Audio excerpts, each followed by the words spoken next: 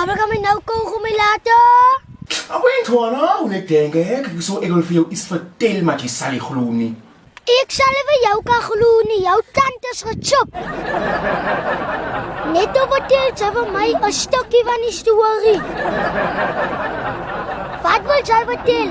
Het jy gehoor van die time bracelet by ma se kind? Jy kan dit dra, groot mense kan dit dra, of iewers enige een wat medical care benodig as jy nie tuis is nie.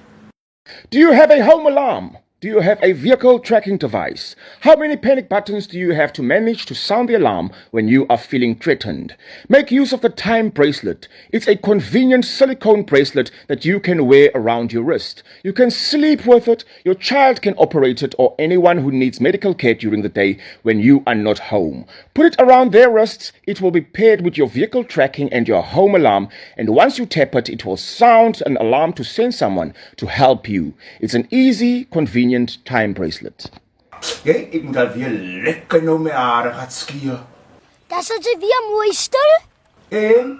Maar as jy by jou motsie is, het jy warms.